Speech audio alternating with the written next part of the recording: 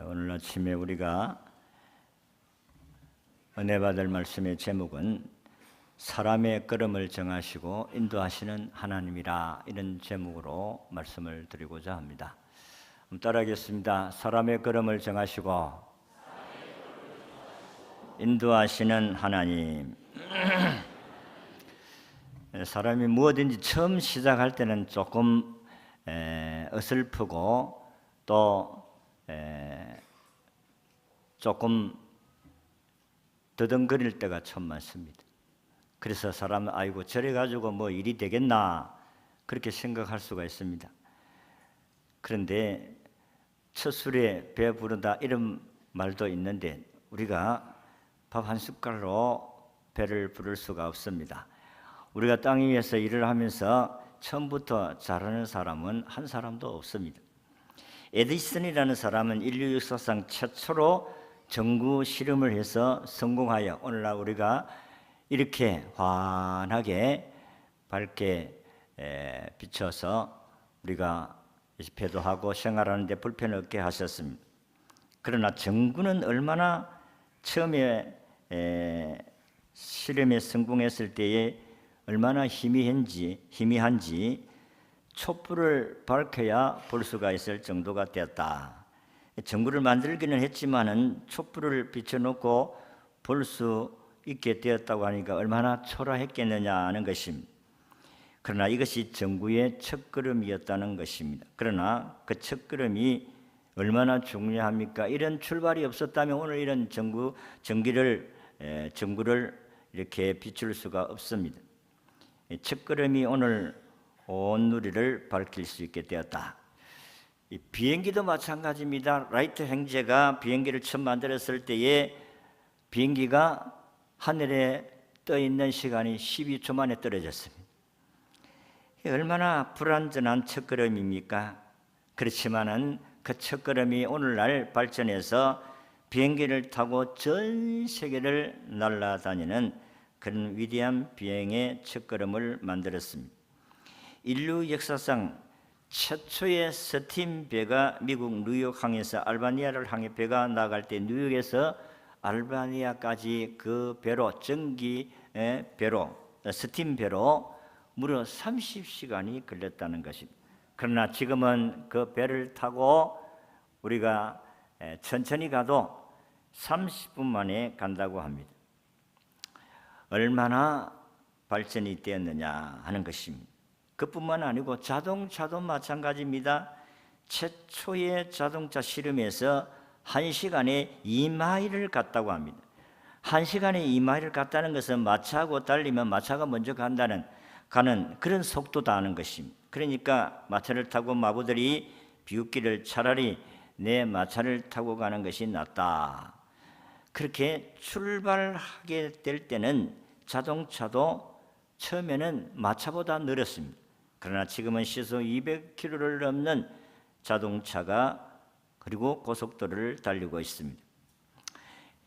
여러분 잘 알다시피 아이가 태어나서 돌이 되어 손을 잡고 일어서고 그 다음에 한 발짝을 뛸 때에 얼마나 신기한지 아이고 걷는다 하고 박수를 치고 난리 법석을 안 뜹니까? 안 그래 보셨습니까? 여러분 손자 손녀를 낳아 보세요. 그런 경험을 할 수가 있습니다. 한 발자국 두 발자국 뛰면서 또 자빠지고 그러면 또 이렇게 세우면 또 한 발자국 두 발자국 뛰고 야 그게 신기해가지고 또 일으켜주고 또 일으켜주고 그렇게 하다가 보니까 나중에는 뛰어다니고 그렇게 하지 않습니까? 우리가 처음 출발은 뒤뚱 한 걸음 뛰다가 넘어지고 그러다가 또 옆에서 부모가 이렇게 세우고 또 이렇게 세우고 그렇게 하다가 보면 뛰어다니는 것 같이 역시 신앙도 그와 같습니다.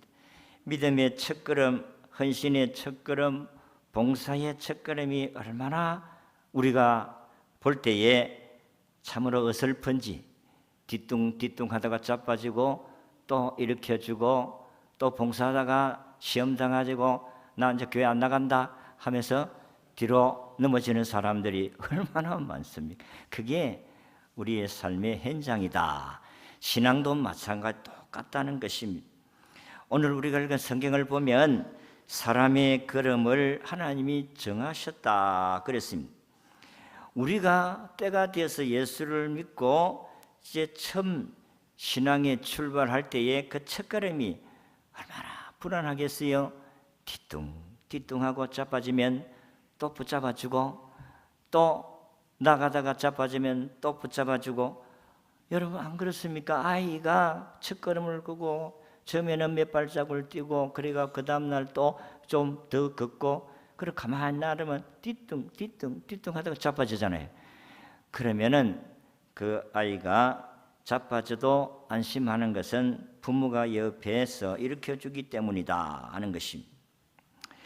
여러분, 우리의 신앙생활에 오늘 하나님께서 우리가 가는 길을 정하시고 그 걸음을 기뻐하신다 그렇게 말씀하면서 24절에는 그는 넘어지나 아주 엎드러지지 아니하면 여호와께서 그의 손으로 붙드심이로다. 예수 믿고 하나님의 자녀가 되었는데 아무런 문제가 없으면 좋겠는데, 예수 믿고 나서 어려움이 있고 뭐 사업이 잘 될 줄 알았는데 사업도 안 되고, 자식이 말 잘 들었는데 말도 잘 안 듣고, 부부관계가 도와야 되는데 부부가 늘 갈등만 있고, 예수 믿으면 잘 될 줄 알았는데 왜 이러느냐. 저도 예수 믿고 난 후에 얼마나 좋아서 이제는 죄 안 짓고 살아야 되겠구나, 죄 안 짓겠구나. 눈만 뜨면은 또 사람이 실수하고 잘못하고, 그게 사람입니다. 그러다가 보면 우리의 믿음이 점점 성장해 가는 줄로 믿습니다. 우리가 믿음의 걸음마를 시작할 때는 서툽니다. 그렇지만은 걷다가 넘어집니다. 그 말은 믿음 생활 하다가 시험 듭니다. 교회 나가고 싶은 마음도 없어집니다. 사람 꼴도 보기 싫을 때도 있습니다. 그리고 직장 생활이나 사업 생활이나 그리고 가정 생활이나 모든 게 다 어려움이 있을 수가 있어요. 그때마다 우리 하나님이 옆에 계신다는 사실을 믿으시기를 바랍니다. 그런 말을 할 때에 그냥 가만히 놔두는 부모가 어디 있습니까? 따라가면서 엎어지면 또 일으켜주고, 또 따라가면서 일으켜주고, 그래 하잖아요. 하나님도 마찬가지로 우리가 믿음 생활 출발할 때에 뒤뚱뒤뚱 하고 넘어지면 또 주님 붙들어 주시고, 또 하나님 붙들어 주시고, 아주 엎드러지지 않게 하시는 줄로 믿습니다. 여러분들 아이가 걸음 좀 걷는다고 해서 우리가 바깥에 외출을 하면 아이의 손을 잡고 갑니다. 그러면 아이는 뿌리치면 자기 혼자 가겠다고 막 혼자 손 내보세요. 얼마 안 가 자빠져가지고 울고 일어나지도 못하고, 그렇게 달려가가지고 일으켜주고 또 손을 잡고, 그러면 손을 잡고 가면은 넘어져도 금방 일어나요. 이와 같이 하나님이 우리에게 걸음을 정하셨습니다. 하나님이 저와 여러분들을 믿음으로 살아갈 수 있게 해주셨습니다. 그렇기 때문에 우리가 낙심하고 포기해서는 안 됩니다. 하나님이 일으켜주고 안아주시고 위로해주시고 업어주기도 하시고, 아이고 자식이 잘했다 아이고 잘 끊는다, 그렇게 하잖아요. 하나님도 동일하다는 것입니다.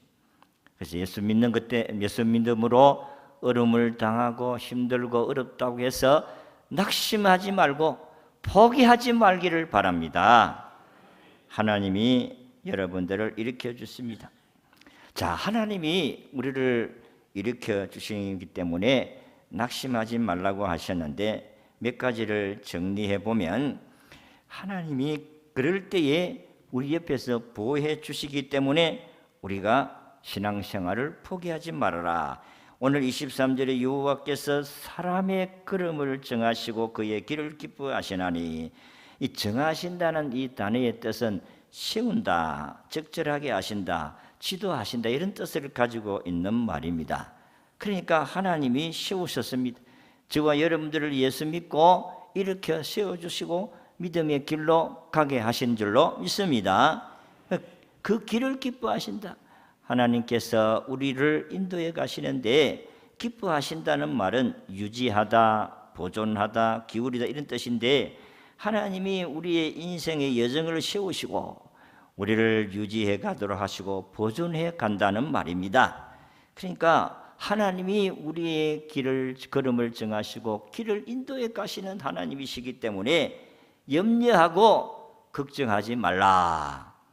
예레미야 10장 23절에 여호와여 내가 알거니와 인생의 길이 자기에게 있지 아니하나니 걸음을 지도함이 걷는 자에게 있지 아니하니라. 우리의 걸음을 하나님이 우리를 지도하시고 인도해 가신다, 그렇게 말씀을 하셨습니다. 그러니까 우리 하나님께서 우리 모든 인생을 지금도 일일이 주관하시고 섭리하시고 보호하시고 지켜가고 있다는 사실을 믿으시기를 바랍니다. 그래서 여러분들이 신앙생활을 하면서 힘들다고 해서 낙심하고 염려하고 불안하고 두려워하고 포기해서는 안 된다, 그런 말씀입니다. 여러분, 성경에도 마태복음 10장 29절에 보면 참새 2마리가 한 앗사륜에 팔리지 않느냐, 그러나 너희 아버지께서 허락지 아니하시면 그 하나도 땅에 떨어지지 아니하리라. 하나님도 참새도 팔고 팔리고 하는 부분도 하나님이 그것까지 간섭하신다. 새 가운데 가장 천한 새가 참새지 않습니까? 근데 하나님은 우리의 크고 작은 모든 일을 다 주관하고 계시는데 하나님께 우리 삶을 맡겨야 됩니다. 하나님께서 나에게 맡겨라. 하나님께 맡겼더니 하나님이 이루신다. 시편 37편 오늘 읽은 5절의 말씀을 보면 내 길을 여호와께 맡기라. 그를 의지하면 그가 이루시고. 사람은 하나님께 맡기지 못하고 자기 머리로 하려고 하니까 흐름을 당하고 힘들게 됩니다. 그러니까 자기 머리로 살아가는 사람들은 나중에 안 될 때 하나님 앞에 항복하게 되어져 있습니다. 연세대학교 세브란스 병원 원장이신 이철 원장님이 계십니다. 이철 원장님은 미숙아 치료 전문 의사로서 신생아 호흡 부전증 치료제를 개발해서 미숙아 생명을 살리는 데 크게 공헌한 의사입니다. 그런데 40년을 연세대 세브란스 의료원에서 그가 봉사를 해왔는데 그는 의사가 되기 이전에 유복한 가정에서 평탄하게 잘 자랐습니다. 그런데 의과대학 본과 3학년 때 아버지의 사후 실패로 완전히 집안이 풍비박산이 되었습니다. 그리고 의사가 되고 나서 그에게는 계속 어려움이 다가왔습니다. 수년 동안 환자와 그리고 가족들 사이에 일어나는 분쟁들이 많았습니다. 그 분쟁은 의사의 수술한 결과에 대해서 환자 가족들이 소송을 하고 항의하면 참으로 의사는 힘들고 어렵지 아니할 수가 없습니다. 진료를 잘 할 수가 없어요. 그는 이렇게 힘들고 어려운 시절을 지내다가 그는 맹인이 되었습니다. 거기에다가 나중에는 어린 아이의 소아과 전공인데 어느 날 자기 딸이 걷는 모습이 이상해서 진찰을 해보니까 고관절 탈구증이라는 병명이 나왔습니다. 생후 2, 3개월 때만 발견해서도 쉽게 치료할 수 있는 것인데 정작 자기는 다른 아이들을 치료하면서 자기 아이를 잘 돌보지를 못해서 어릴 때에 아이의 그 병을 발견하지를 못해서 나이가 들어가지고 발견하게 되니까 치료가 어려워졌어요. 아무리 원장이라 할지라도 자기가 어린아이 미숙아의 전공이라 할지라도 이렇게 어릴 때에 발견해서 치료하지 못한 것 자라서 굳어졌었어요. 그때에 이철 원장이 하나님의 앞에 머리를 숙이기 시작합니다. 납작 엎드렸습니다. 하나님, 지금까지 하나님을 의지하지 않고 내 의술을 실력으로 의지했던 것을 하나님 회개합니다. 용서해 주십시오. 하나님 긍휼을 베풀어 주십시오. 우리의 딸을 치료해 주십시오. 그렇게 기도했더니 하나님께서 자기 딸을 치료해 주신 줄로 믿습니다. 그래서 그때부터 그는 환자를 대할 때마다 하나님께 기도하고 환자를 돌본다고 했습니다. 여러분, 아무리 의술이 발달하고 자기 재능이 뛰어나다 할지라도 거기에 하나님의 도우심이 없이는 아무리 뛰어난 의술이라 할지라도 결국은 어려움을 당하면 해결할 수가 없습니다. 인간이 해결할 수 없는 부분이 얼마나 많아요. 하나님이 지혜를 주셔서, 하나님이 능력을 주셔서 하나님께서 의사지만은 사람이 할 수 없는 일을 하나님이 치료해 주시는 줄로 믿습니다. 그렇습니다. 우리가 땅 위에서 남보다 좀 뛰어나다고 하면 이 하나님이 신뢰하지 아니하고 자기의 경험과 지식을 의지하려고 했기 때문에 하나님을 신뢰하지 않습니다. 교만하게 되어집니다. 그러다가 하나님께 항복할 수밖에 없는 일이 만나지게 된다는 것입니다. 하나님이 우리를 세우시고 우리를 보호해 주시는 줄로 믿으시기를 바랍니다. 두 번째, 왜 우리가 포기를 하지 말아야 되느냐? 하나님이 우리를 붙들어 주시기 때문이다. 우리 24절을 같이 읽습니다. 시작. 그는 넘어지나 아주 엎드러지지 아니함은 여호와께서 그의 손으로 붙드심이로다.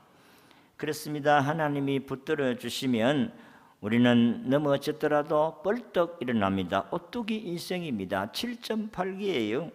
성경에는 우리가 넘어져도 아주 엎드러지지 아니한다. 하나님이 손으로 붙들어 주시기 때문이다.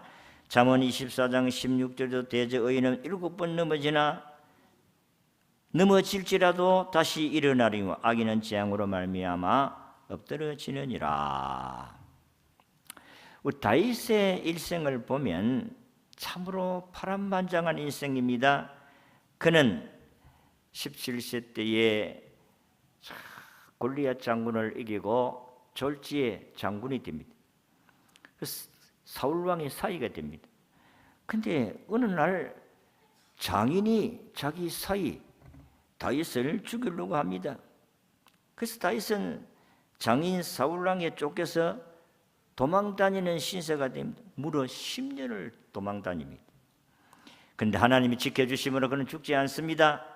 왕이 되고 나서 그는 사울 왕에게 미움을 받아서 쫓겨다녔지만은 그러나 왕이 되어서 그가 나라를 잘 다스린 것이 아니라 그때부터 쭉 내려오던 사울 왕과 왕족들이 이 이름 없는 다윗이 왕으로 세움을 받는데 얼마나 배가 아프겠어요. 얼마나 미웠겠어요. 그래서 7년간을 사울 왕가와 싸웁니다. 결국은 다윗이 왕으로 시험을 받아 나를 잘 다스립니다마는 그러나 또 어려움이 생깁니다. 나라를 통치해서 얼마 되지 않은데 이 아들 압살롬이라는 놈이 반란을 일으켰습니다. 그래서 죽을 지경이 됩니다. 도망을 갑니다. 압살롬만 그런 게 아니라 그렇게 철저하게 믿었던 충신이 아히도벨이라는 충신이 아들 압살롬과 합작을 해서 역적을 일으킵니다. 그래서 이 아히도벨이 자기를 죽이려고 여러 음모를 꾸미고 이런 사실을 발견하게 됩니다. 얼마나 가슴이 찢어지는 일이겠어요. 자, 이런 다윗이 환난이 다가와서 넘어지고 또 넘어지고 또 넘어져도 하나님이 그의 손을 붙들고 일으켜주시고 또 일으켜주시고 또 일으켜주시니 그는 망하지 아니하고 하나님께서 죽을 때에 이렇게 고백합니다. 다윗은 늙도록 부하고 존귀하다가 이 세상을 떠났느니라. 믿으시기를 바랍니다. 성경의 약속이잖아요. 성경의 다윗의 고백이지 않습니까? 늙도록 부하고 존귀하다가 인생을 마친 자가 바로 다윗이다는 것입니다. 예수님께서도 요한복음 16장 33절에 너희가 세상에서 환난을 당하나 담대하라 내가 세상을 이겼다 그랬습니다. 여러분, 결국은 악인이 망한다는 것은 압살롬도 자기 다윗의 부하에게 목 잘려 죽습니다. 그리고 아히도벨도 자기 고향으로 가서 거기에서 자살하고 인생을 마칩니다. 사울왕도 전쟁을 당해 죽고 그 아들 둘이도 전쟁에서 다 죽습니다. 악한 자의 말로가 비참하게 일어난 것을 볼 수가 있습니다. 그러나 믿음의 사람들은 결코 낙심하지 아니하는 이유가 하나님이 나를 붙들어 주시니까 내가 망하지 아니한다. 우리가 성경을 보면 욥만큼 어려움 당한 사람이 있습니까? 근데 욥은 그 어려움을 잘 인내하고 견뎌냈더니 하나님이 나중에 2배의 복을 주었어요. 재산도 다 잃고 자녀 10명 다 잃고 부인도 도망갔지만은 자기 몸에 병들었지만은 나중에는 하나님께서 건강을 주시고 다시 부인을 얻어서 10명의 자녀를 얻고 재산도 2배나 얻었더라고 했습니다. 그래서 욥은 욥기 23장 10절에 고백하기를 내가 가는 길을 그가 아시나니 그가 나를 단련하신 후에는 내가 순금같이 되어 나오리라. 성도 여러분, 낙심하지 마시고 포기하지 마시고 믿음으로 살아가시기를 바랍니다. 그리고 마지막으로 하나님이 붙들어 주시니까 의인이 복을 받았다 했습니다. 25절 26절을 같이 읽습니다. 시작. 내가 어려서부터 늙기까지 의인이 버림을 당하거나 그의 자손이 글씨감을 받지 못하였도다. 종일 토론을 베풀고 꾸어주니 그 자손이 복을 받는도다. 주님을 꼭 붙들고 믿음으로 살아온 의인에게는 하나님께서 버리지 않고 하나님이 글씨감이라는 얻어먹고 거지같이 살지 않게 하신다. 얻어먹고 살지 않도록 해주시고 꾸어주고 나누어 줘도 그 자손이 복을 받았도다. 이게 성경입니다. 미국의 조나단 에드워드 목사님의 일가의 이야기입니다. 미국 역사 가운데 아주 큰 업적을 남긴 가문이 조나단 에드워드 가정입니다. 그런데 그 동시대에 살았던 맥스 주크라고 하는 분이 있었습니다. 둘 다 머리가 좋고 조나단 에드워드도 머리가 좋고 맥스 주크도 머리가 좋고 굉장히 모든 면에 있어서 사람들에게 주목을 받던 사람들이었습니다. 그런데 다 똑똑하고 잘났지만은 다른 부분이 한 가지가 있었습니다. 그 다른 점은 조나단 에드워드는 예수를 믿고 맥스 주크는 예수를 안 믿은 것이 저들의 차이입니다. 근데 맥스 주크는 예수를 믿지 않기 때문에 믿지 않는 부인과 결혼했고 사는 날 동안 늘 부부가 서로 사이가 안 좋고 싸우면서 살았고 그리고 맥스 주크는 알코올 중독자가 되었고 매일 도박을 일삼았습니다. 그러니까 그의 후손들은 안 될 수밖에 없지요. 그러나 조나단 에드워드는 아주 경건한 사람이었고 부인도 아주 경건한 하나님의 사람이었습니다. 그래서 조나단 에드워드 부부는 늘 성경 읽고 기도하는 모습을 자녀들이 보고 자랐습니다.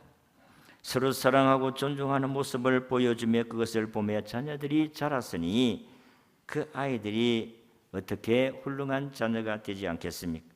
그런데 맥스 주크 자녀들은 늘 부부가 싸우는 것과 늘 술에 취해서 도박하는 이런 방탕한 모습을 보고 자란 아이들의 후손들이 나중에 조사를 해보니까 맥스 주크 가족은 방탕한 삶을 산 사람이 440명, 직업적인 거지가 310명, 매춘부가 190명, 범죄자가 130명, 알코올 중독자가 100명, 상습 도둑이 60명, 살인자가 7명이었다. 조사 결과가 그렇게 나왔고 엄청난 피해를 누유에게 끼친 가문이다. 그런데 신앙의 가정을 이뤘던 조나단 에드워드 가정은 에드워드는 나중에 프린스턴 대학교의 총장이 되었습니다. 이건 프린스턴 대학은 미국에서 인류대학입니다. 그게 총장이 되었고, 그리고 그 후손 중에 성직자, 선교사, 신학교수가 300명, 대학 교수가 120명, 의사가 60명, 저술가가 60명, 판사가 30명, 대학 총장이 14명, 하원 의원이 3명, 미국의 부통령이 1명 나왔다는 것입니다. 그 가문은 미국 정부에 해를 끼친 사람이 한 명도 없었다고 합니다. 여러분, 하나님을 잘 섬긴 조나단 에드워드 가문처럼 우리도 주 예수 그리스도를 꼭 믿음으로 살고 주님이 우리의 손을 붙들어 주시면 이 가문처럼 복에 복을 받는 가정이 될 줄로 믿습니다. 그래서 오늘 읽은 28절 29절에도 여호와께서 정의를 사랑하시고 그의 성도를 버리지 아니하심이로다. 그들은 영원히 보호를 받으나 악인의 자손은 끊어지리로다. 그랬습니다. 예수 믿는 거 여러분들이 후회하지 마시기를 바랍니다. 부끄럽습니까? 부끄럽게 생각하지 마시기를 바랍니다. 왜 부끄러워요? 우리 하나님이 창조주이시고 우리의 구원자이신 주님이 계시는데, 그래서 저와 여러분들이 우리의 걸음을 정하셨습니다. 이제는 다른 길이 없어요. 주님이 세우신 이 길을 걸어가야 됩니다. 그러나 뒤뚱뒤뚱 넘어져도 주님이 옆에서 이렇게 세우시고 보호하시고 지키시고 인도해 가신다는 사실을 믿으시기를 바랍니다.